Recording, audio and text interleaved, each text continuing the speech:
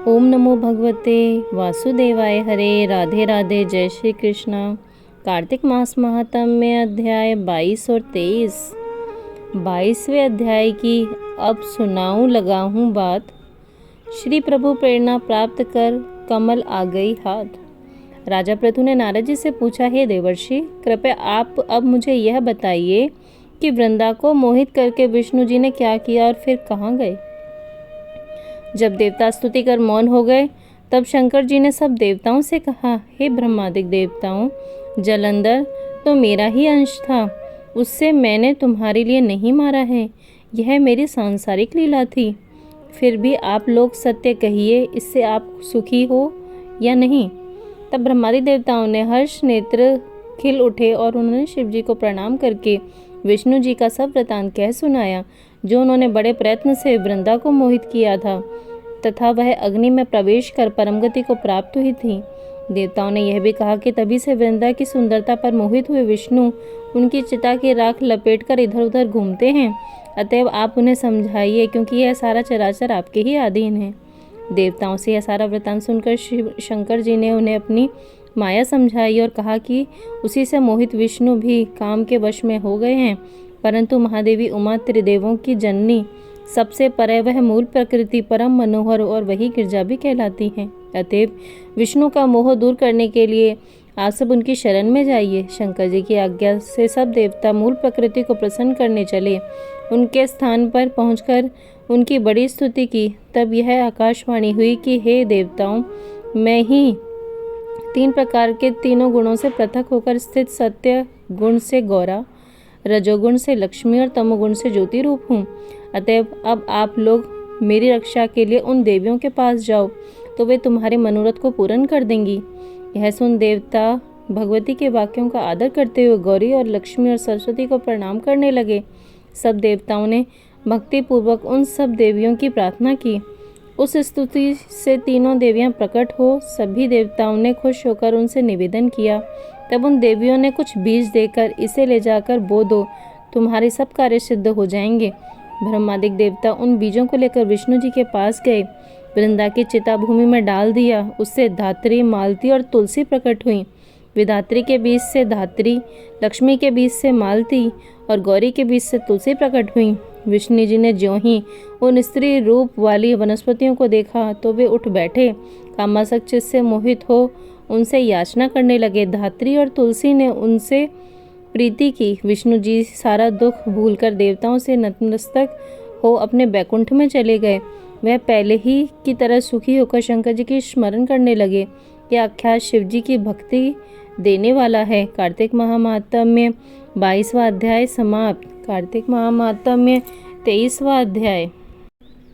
23वां अध्याय वर्णन। आंवला तुलसी जान, पढ़ने सुनने से कमल हो जाता कल्याण। नारद जी बोले, हे राजन, यही कारण है कि कार्तिक मास के व्रत उद्यापन में तुलसी की जड़ से भगवान विष्णु की पूजा की जाती है। तुलसी भगवान विष्णु को अधिक प्रीति प्रदान करने वाली मानी गई है। राजन, जिसके घर में तुलसी वन है, वह घर तीर्थ स्वरूप है।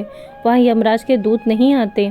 तुलसी का पौधा सदैव सभी पापों का नाश करने वाला तथा अभिष्ट कामनाओं का देने वाला है। जो श्रेष्ठ मनुष्य तुलसी का पौधा लगाते हैं, वह यमराज को नहीं देखते। नर्मदा का दर्शन, गंगा स्नान और तुलसी वन का संसर्ग, ये तीनों एक समान कहे गए हैं। जो तुलसी की मंजरी से संयुक्त होकर प्राण त्याग करता है, वह सैकड़ों पापों से युक्त ही क्यों न हो, तो भी यमराज की ओर नहीं देख सकते।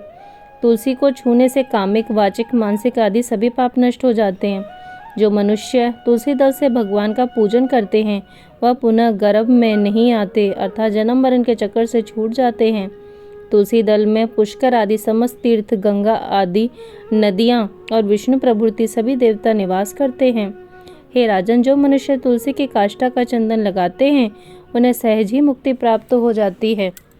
उन द्वारा किए गए पाप उनके शरीर को छू भी नहीं पाते। जहाँ तुलसी के पौधे की छाया होती है, वहीं पितरों की तृप्ति के लिए श्राद्ध करना चाहिए। जिसके मुख में, कान में और मस्तक पर तुलसी का पत्ता दिखाई देता है, उसके ऊपर यमराज भी दृष्टि नहीं डाल सकते। फिर दूतों की तो बात ही क्या है।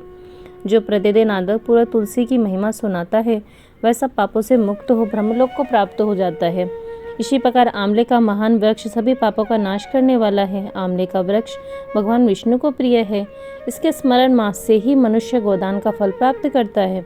जो मनुष्य कार्तिक में आंवले के वन में भगवान विष्णु की पूजा तथा आंवले की छाया में भोजन करता है, उसके सभी पाप नष्ट हो जाते हैं। आंवला की छाया में मनुष्य जो भी पुण्य करता है वह कोटि गुना हो जाता है। जो मनुष्य आंवले की छाया के नीचे कार्तिक में ब्रह्मा दंपति को एक बार भी भोजन देकर स्वयं भोजन करता है, वह अन्न दोष से युक्त हो जाता है। लक्ष्मी प्राप्ति की इच्छा रखने वाले मनुष्य को सदैव आंवला स्नान करना चाहिए। नवमी, अमावस्या, सप्तमी, संक्रांति, रविवार, चंद्रग्रहण और सूर्य ग्रहण के दिन आंवले से ही स्नान करना चाहिए। जो मनुष्य आंवले की छाया में बैठकर पिंडदान करता है, उसके पितर भगवान विष्णु के प्रसाद से मोक्ष को प्राप्त होते हैं। जो मनुष्य आंवले के फल और तुलसी दल को पानी में मिलाकर स्नान करता है, उसे गंगा स्नान का फल मिलता है। जो मनुष्य आंवले के पत्तों और फलों से देवताओं का पूजन करता है, उसे स्वर्ण, मणि और मोतियों द्वारा पूजन का फल प्राप्त होता है।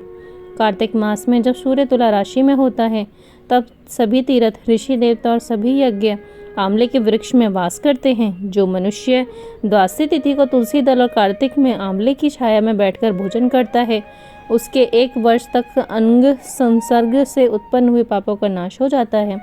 जो मनुष्य कार्तिक में आंवले की जड़ से विष्णु जी के पूजन करता है, उसे श्री विष्णु क्षेत्रों के पूजन का फल प्राप्त होता है। आंवले और तुलसी की महत्ता का वर्णन करने में श्री ब्रह्मा जी भी समर्थ नहीं हैं।